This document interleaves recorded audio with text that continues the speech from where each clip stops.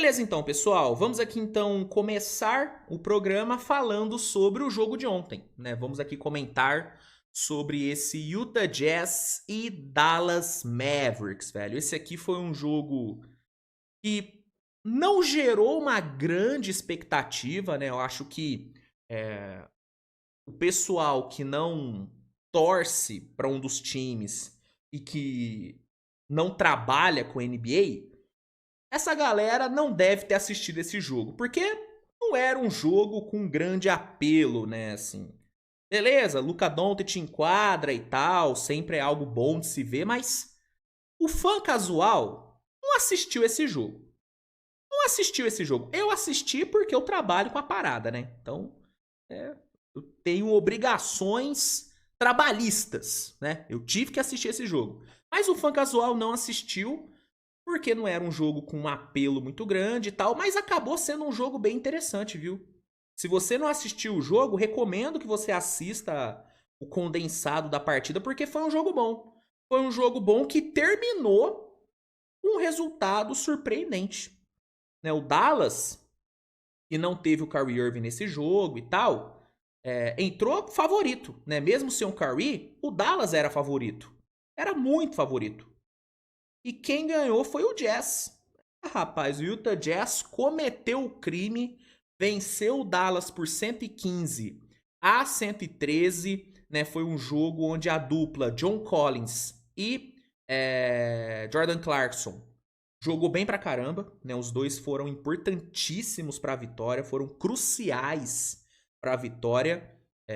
O Luka também, né, contribuiu um pouquinho, né? Com a vitória do Jazz, pô, brincadeira aquela última posse defensiva dele. É uma coisa realmente surreal o que o Luka dormiu na posse decisiva do jogo. Mas daqui a pouco eu me aprofundo mais nessa questão da falha do Luka. Mas independente da falha e tal, mano, Collins e Clarkson foram monumentais nesse jogo e garantiram essa vitória do Jazz, mano. Terceira vitória do Jazz na temporada. O Jazz, beleza, tá com a campanha ruim, mas dos últimos 5, 6 jogos, ganhou 3. Não é? Então, assim, é isso, não é? Deixa eu confirmar, que às vezes eu também tô falando errado, mas eu acho que dos últimos 5, 6 jogos, o Jazz ganhou 3. Deixa eu ver. Ó, ganhou ontem, ganhou contra o Spurs e ganhou do Bulls. Pô, dos últimos 2, 3, 4. Dos últimos 5 jogos ganhou 3, mano. Então o Jazz, mesmo tendo a campanha ruim, no momento o Jazz não tá mal. Não tá mal. E ontem conquistou essa vitória enorme contra um Dallas, que é o contrário, né? Dallas já vai para sua quarta derrota seguida. Dallas não tá bem. O Dallas tá com campanha negativa, 5-7 de campanha. E esse foi mais um jogo que o Dallas perdeu no clutch time. O Dallas, eu já falei sobre isso aqui no Switch TV Show, né? Eu acho que no Switch TV Show de quarta ou quinta, eu falei sobre isso. Sobre o quão ruim o Dallas está sendo em situações de clutch. O Dallas é o pior time em clutch time dessa temporada. É o pior. Ontem foi o quarto jogo na temporada que o Dallas perdeu por uma posse. E por quê? Primeiro, falta de criatividade em situações de clutch. Falta de criatividade. E segundo, e o mais, na minha opinião, o mais preocupante nessa questão, falta de atenção. O Dallas é um time que perde a atenção durante o jogo muito fácil, especialmente na parte defensiva. E aí, já entrando na questão falha do Luka, a falha do Luka foi total falta de atenção. Total falta de atenção. O que aconteceu? Né, dando o contexto aí da partida. O jogo começou equilibrado e tal, primeiro tempo bem equilibrado mesmo, né? O Dallas foi um pouquinho melhor, mas pouca coisa. O Jazz conseguiu manter o jogo bem alcançável. E aí no terceiro quarto, o Jazz amassou. O Jazz fez um terceiro quarto absurdo de bom. absurdo de bom. O Jazz meteu uma parcial, puxando aqui rapidinho. Aqui, ó.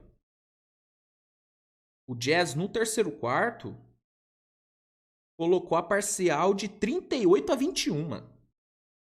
38-21 no terceiro quarto. O John Collins jantou a defesa do Dallas no terceiro quarto. Pegando aqui o número certinho aqui dele, pontos dele no terceiro quarto, foram 11, se não me engano. Aqui, ó. No terceiro quarto, o John Collins... Não, 13 pontos. Ele guardou 13 pontos no terceiro quarto. O Lauri Markkanen meteu 9 com 2 bolas de 3.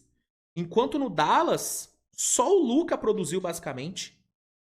Dos 21 pontos que o Dallas marcou no terceiro quarto, 14 foram do Luka. Entendeu? O Dallas foi um time ruim no terceiro quarto. Muito pelo bom jogo do Jazz no terceiro período. E aí o Jazz virou ali a partida, chegou a abrir 14 de vantagem e foi pro último quarto, mano, com a faca e o queijo na mão pra ganhar. Só que aí o Dallas, por ter muito talento, por ter muito mais talento do que o Jazz, mesmo sem o Kyrie Irving, conseguiu buscar o jogo no último quarto. Conseguiu buscar, chegou no jogo, tornou o jogo equilibrado e aí chegou no clutch time com condições de ganhar a partida. E aí veio o lance capital, o lance que decidiu o jogo, e foi a dunk da vitória do John Collins. E foi uma dunk que só foi concluída pelo erro do Luka. Né? Eu até puxei aqui a imagem, ó. Eu não vou poder mostrar o lance, né, em vídeo, porque senão o YouTube vai me boicotar. Mas eu posso mostrar o frame do lance. Ó, o lance é esse aqui, ó. Faltando 8 segundos para acabar, com 6 aqui de posse pro Jazz. Jordan Clarkson tá com a bola. Você vê aqui que o John Collins está posicionado no garrafão. E aí você vê que, ó, Naji Marshall tá no Clarkson, correto. Klay Thompson tá aqui no perímetro, correto. Lively tá marcando aqui, ó, correto. O Quentin Grimes tá aqui, ó, monitorando o perímetro. Qualquer coisa ele fecha aqui para fechar o arremesso, ou ele vem para a dobra no Clarkson. E o Luka, na teoria, deveria estar no John Collins. O John Collins é do Luka. A marcação aqui é do Luka. Só que você repara que o Luka, ele tá em Nárnia, né? Aqui o Luka tava pensando, né, pô, viagem de volta pra Dallas vai ser demorada. Pô, tô pensando em comprar um outro carro, hein? Pô, quero outro carro. Pô, como é que será que tá o tempo lá na Eslovênia? Será que tá bem lá, hein? Será que tá tudo de boa lá? Ele tava pensando nisso, porque a única coisa que ele não tava pensando era no jogo. Porque ele tava totalmente viajando. E aí, o Jordan Clarkson, de forma inteligente, observa que o Luka tá viajando na batatinha, vê que o John Collins tá absurdamente livre, e aí ele simplesmente conecta ao passe, e o John Collins tá aqui, ó, livre, leve e solto pra dankar, e ele dancou. E aí você vê na cara, não dá pra ver na cara, mas você vê na expressão aqui, ó, do Grimes, do Luka, do próprio Naji, que a cagada foi monumental. Entendeu? Tipo, tanto que o Luka, ele nem reclama, assim, porque a cagada foi dele. A cagada foi dele. Ah, Luiz, mas será que não era pro Grimes vir aqui? Não, a marcação era do Luka. O que eu acho que pode ter acontecido, além da falta de atenção do Luka, o que eu acho que pode ter acontecido é uma falta de comunicação entre o Luka e o Grimes. Eu acho que o Luka achou que a marcação dele era aqui no perímetro. E ele achou que o Grimes ia fechar. Ou, pior, eu acho que o Luka achou que o Lively estava no John Collins. Aqui foi uma falta de atenção e... Cara, assim, nem falta de comunicação foi falta de atenção do Luka mesmo. Falta de comunicação não, falta de atenção mesmo do Luka. Eu ia até tentar passar um pano, mas não dá pra passar pano não, gente. Não dá pra passar pano. O Luka errou feio nessa posse. Errou feio. E eu entendo que, Luiz, mas o Luka... Pô, você tem que entender que o Luka, ele se poupa na defesa porque ele tem que entregar no ataque, porque senão o ataque do Dallas não produz. Eu entendo isso. E ofensivamente, o Luka jogou bem. Ofensivamente, o Luka fez um jogo muito bom. O Luka terminou o jogo com 37 pontos, 7 rebotes e 9 assistências. No terceiro quarto fedorento que o Dallas fez, o Luka foi o único que produziu. Então, eu entendo, mano, que o cara ele não pode dar a vida ou ele não consegue dar a vida na defesa porque ele se poupa no ataque. Eu entendo isso. Ok? Mas esse nível de falta de atenção, desculpa, não dá pra relevar. Não dá pra relevar. Se você não vai, pô, se matar aqui na posse, pelo menos acompanha o cara. Faz a sombra do cara. Porque se o Luka só faz a sombra aqui no John Collins, se ele só tá perto do John Collins, o Clarkson não ia achar esse passe com tanta facilidade. Não ia achar. Entendeu? Então, o Jazz teve mérito total na vitória. Mérito total, assim. John Collins, como eu disse, jogou absurdamente bem. Foram 28 pontos pra ele. 28 pontos pra ele, sendo que ali os 13 ali no último quarto, no terceiro quarto, jogou muita bola o John Collins. Jordan Clarkson fez um jogo extremamente seguro, né? Ontem não vimos o Clarkson peladeiro. Ontem o Clarkson peladeiro não apareceu, apareceu o Clarkson bom jogador. 20 pontos, 4 assistências, 3 bolas de 3, não cometeu erros, fez boas leituras, tanto que as últimas 2 cestas do John Collins, que foram as que decidiram o jogo, essa principalmente, quem deu o passe foi ele, foi o Clarkson. Então, jogo muito bom do Clarkson. O Will Hardy fez um trabalho muito bom, fez um bom plano de jogo para enfrentar o Dallas. Então, assim, o Jazz tem total mérito no resultado. Só que essa falha do Luka nesse lance, em alguns outros lances também, né? Não é como se essa fosse a única posse defensiva ruim do Luka no jogo. Não, ele teve outras posses defensivas ruins. Mas essa em específico, tem como, mano. Isso aqui contribuiu totalmente para a derrota. Essa derrota do Dallas, ela tem muito dedo do Luka. O Luka, ele é culpado pela derrota. É o único culpado? É o grande culpado? Talvez não, talvez ele não seja o grande culpado. O único ele não é. Porque tem mais gente que merece crítica. E eu vou criticar. Calma que eu vou criticar também os outros. Mas o Luka, ele tem grande culpa. Ele tem uma parcela de culpa muito grande nessa derrota, cara. Não dá, mano. Assim, vocês sabem, eu sou Don Tizete. Eu sou Don Tizete, eu não tenho vergonha de falar isso. Sou fã do Luka, acho o Luka... Ele é o meu jogador favorito da NBA. Eu canso de passar pano pro Luka. Canso de passar pano. Ó, meu pano tá até, ó... Todo ferrado aqui, ó. De tanto que eu tô passando no Luka. Tô passando esse pano aqui, ó, no Luka. Desde que ele entrou na liga. Mas esse nível de desatenção não dá pra passar pano. Não dá pra passar pano. É igual eu falei, cara. Ele não precisa. Não é que eu tô falando que ele tinha que ir nessa posse e virar o Kawhi Leonard no auge. Não. Mas ele tinha que pelo menos acompanhar o cara.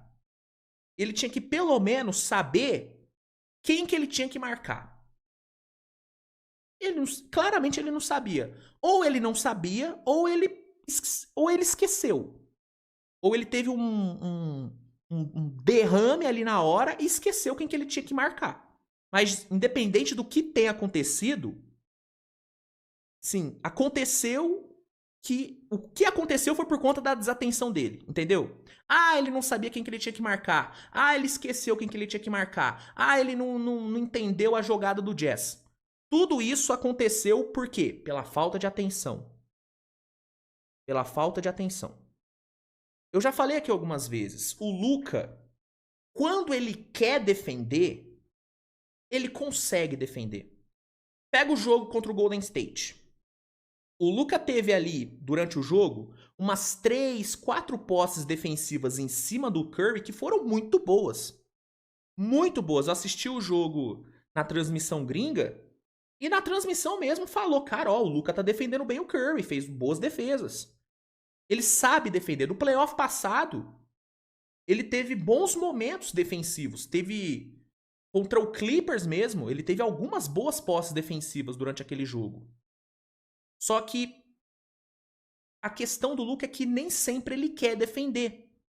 Nem sempre ele tá disposto a defender. E beleza, é do cara. O Luka não vai virar um puta defensor. Cobrar isso dele é cobrar que eu participe do Mr. Olímpia. Eu não vou participar do Mr. Olímpia.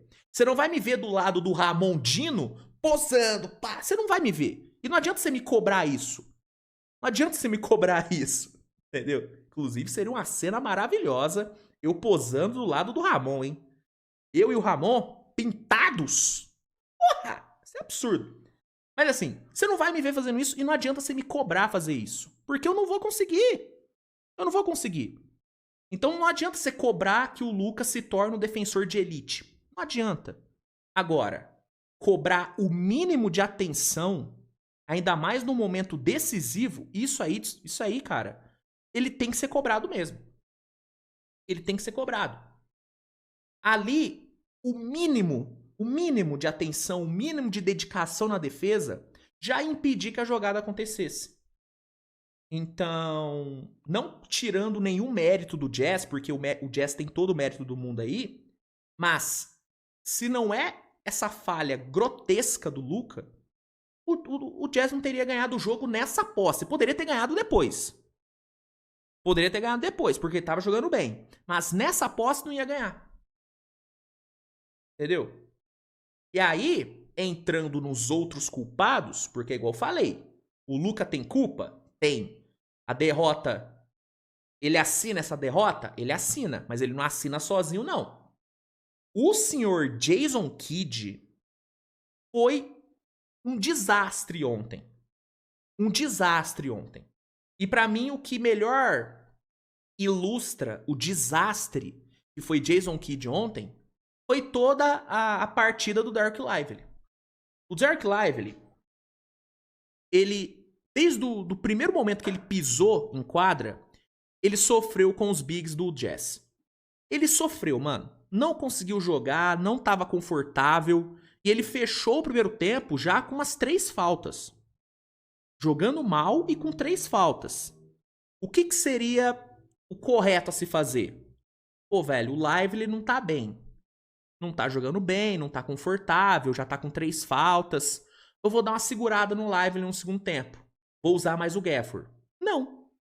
Ele continuou usando o Lively normal. Parecia que o Jason Kidd não sabia que ele tava com 3 faltas. E parecia que ele não tava percebendo, né? Que ele não tava conseguindo jogar bem contra os bigs do Jazz. Manteve o Lively. Resultado, o Lively cometeu a 4ª falta dele. Ali no segundo tempo.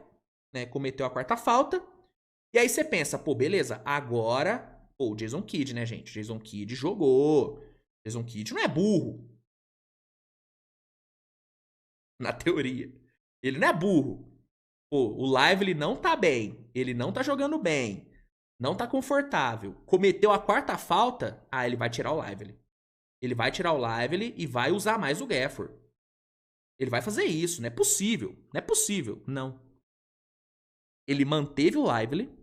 Com o Gafford no banco tendo só uma falta. Só uma falta. Manteve. Sabe quando que ele colocou o Lively no banco? Quando ele cometeu a 5ª falta. Ah, ele botou o Lively no banco. Mano, assim... Isso é só um dos erros que ele cometeu durante o jogo. Só um dos erros. Só que esse é o mais gritante, porque, mano... Como que ele não teve a percepção, como que ele não teve o feeling de que não dava pra deixar o Lively mais tempo em quadra? Mano, ele esperou o Lively cometer a 5ª falta pra tirar ele. Gente! Mano, assim... Se ele não tivesse nenhum outro pivô no banco, beleza. pô, a única opção que eu tenho, gente, eu só tenho o Dereck Lively. Se eu tirar o Dereck Lively, acabou meu garrafão. Aí, beleza, eu entendo. Mas o cara tem o Gafford. Cara, eu quero até ver aqui, fiquei até curioso. Mano, o Gafford, ele terminou o jogo com só uma falta, mano. Ele jogou 19 minutos, só teve uma falta. E ele esperou o Lively cometer a quinta pra tirar ele. Meu Deus do céu. Nossa, cara, assim, eu sei que pode parecer exagero da minha parte, eu sei que pode parecer que eu tô pegando no pé do cara, mas, mano, não dá, velho, assim. Não dá. Temporada passada eu fiz o meu meia-culpa com o Jason Kidd, falei, pô, cara, eu acho que eu peguei pesado com o Jason Kidd, ele fez um bom trabalho. O playoff do Jason Kidd, durante a maior parte ali do playoff, ele foi bem. Cometeu alguns erros pontuais, o maior deles foi aquele timeout que ele pediu ali nas finais, naquele jogo que o Dallas tava amassando o Celtics, ele vai lá e me pede um timeout inacreditável, que quebra todo o ritmo do Dallas, uma coisa bizarra. Mas tirando aquele erro ali do timeout, ele não cometeu tantos outros erros assim. Ele fez até um playoff limpo e tal, teve boas atuações. Na série contra o Clippers, o Jason Kidd, pra mim, ele foi muito melhor do que o Tyronn Lue.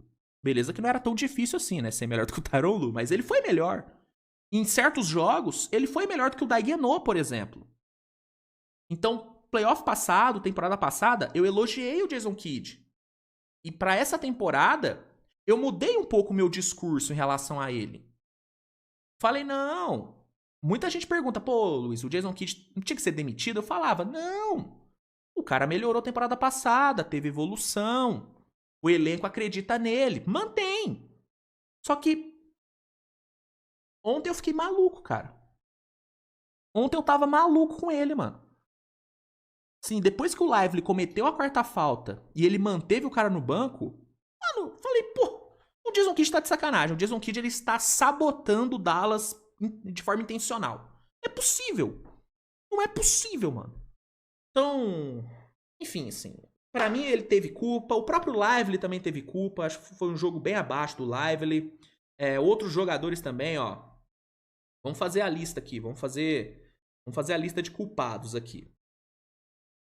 E assim, eu não tô falando isso, não tô listando outros culpados pra tirar o peso da culpa do Luka, não, tá? O Luka foi muito culpado. Talvez o Luka tenha sido o maior culpado. O maior culpado talvez ele tenha sido, mas ele não foi o único. Porque, por exemplo, e o nosso querido Najee Marshall, que em 34 minutos não matou nenhuma bola de 3. Ah, Luiz, mas pô, 3 roubos de bola, pô, 19 pontos, jogou bem. Cara, mas quando um 3&D, porque ele é um 3&D, né? Quando um 3&D não mata nenhuma bola de 3 no jogo, a gente tem que questionar. Quando, por exemplo, um Spencer Dinwiddie joga 6 minutos e não pontua, a gente tem que cobrar. Não tem que cobrar? O Max Kleber, o que foi o Max Kleber ontem? Cadê os defensores do Max Kleber? Tem muita gente que defende ele. O que foi o Max Kleber ontem? Jogou 17 minutos plus minus de menos 5. Teve um field goal no jogo e nem foi bola de 3. Né? Dereck Lively, não preciso nem me estender mais, né? Jogo muito fraco do Lively. Klay Thompson, 5 de 13 para 3. Não acho que foi um jogo ruim do Klay. O Quentin Grimes conseguiu contribuir. Entendeu? Então, sim, ontem... Cara, ontem foi um jogo péssimo do Dallas, mano. Péssimo, péssimo. Ah, Luiz, mas pô, encostou no placar e tudo. Cara, esse era um jogo que o Dallas tinha que ganhar sem sofrer. Mesmo sem o Curry. Ou você vai me dizer que sem o Curry, o Dallas não conseguiria ganhar bem do Jazz? O Dallas precisava do Curry pra jogar bem contra o Jazz. Não precisava. Com o Luka, com o Lively, com o Gafford, com o Grimes, com o Klay, com o Najee, era pra esse time jogar bem. Era pra esse time ganhar bem do Jazz. Era pra ganhar bem do Jazz. Não era pra... Vamos supor que ganhasse. Eu ia vir aqui criticar. Por quê? Porque não jogou bem. Deixou muito a desejar. O terceiro quarto foi horrível. horrível. Então, cara, jogo péssimo do Dallas. E, velho, sinal de alerta. Tem que ligar o sinal de alerta lá em Dallas, mano. Tem que ligar, mano. Tem que ligar, porque as coisas não estão fluindo. São 4 derrotas seguidas. O time tá 5-7 na temporada. E no clutch time é horrível. O Dallas nessa temporada é o Phoenix Suns da temporada passada. O Phoenix Suns temporada passada foi o pior time no clutch time. O jogo ia pro clutch, o torcedor do Phoenix tinha a certeza que ia perder o jogo. E de fato perdeu na maioria das vezes. O Dallas nesse ano é o Phoenix Suns do ano passado. O time não consegue fechar jogos. O time não consegue ganhar jogos apertados. E isso tendo Luka Doncic no time, Kyrie Irving no time, Klay Thompson no time. Como que um time com esses 3 caras é o pior em situações de clutch na NBA? Como? E aí é crítica no Jason Kidd. Os jogadores têm culpa? Tem. Mas esse ponto da falta de criatividade do Dallas em situações de clutch, da falta de atenção do Dallas em situações decisivas, isso passa pelo treinador, mano. Isso passa pelo treinador. Entendeu? Luiz, tá falando que o Dallas tem que demitir o Jason Kidd? Cara, não sei se demitir, mas eu acho que deveria-se discutir-se mais a possibilidade de trocar de treinador. Não tô falando que tem que demitir, mas tem que pelo menos conversar sobre. Porque a impressão que eu tenho é que a diretoria tá fechadaça com o Jason Kidd. E não tem que estar fechadaça com o Jason Kidd. O Jason Kidd tem que entender que se ele não performar, se ele não entregar um bom trabalho, ele vai meter o pé.